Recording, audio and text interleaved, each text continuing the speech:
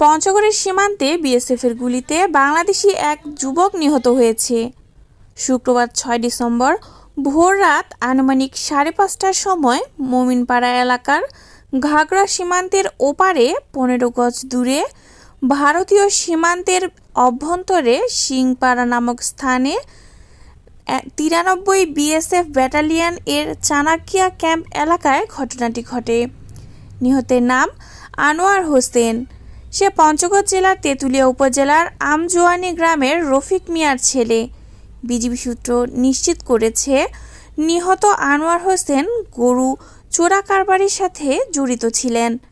৫৬ BGB সূত্র আরও জানিয়েছে, ওপারের সীমান্তে গোলাগুলির শব্দ শুনে এপার থেকেও প্রথমে সতর্কতামূলক ফায়ার করেন তাদের টহল দল। পরে ঘটনার বিবরণে বিএসএফ তাদের জানিয়েছে, চোরাই পথে গরু পাচারের সময় চোরা কারবারিতে ধাওয়া করলে তারা আক্রমণাত্মক হয়ে ওঠে।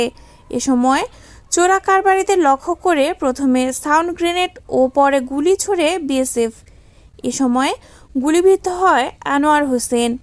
সে সময় সেখান থেকে বিএসএফ ২টি এবং এপারে বাংলাদেশ সীমান্তে একটি গরু উদ্ধার করতে সক্ষম হয় বিজিবি। বিএসএফ কর্তৃক বাংলাদেশি নাগরিক হত্যার প্রতিবাদ জানিয়ে চিঠি পাঠানো হয়েছে বিজিবির পক্ষ থেকে। পরে বিজিবির সাথে পতাকা বৈঠক শেষে দুপুরের পর লাশ হস্তান্তর করে বিএসএফ।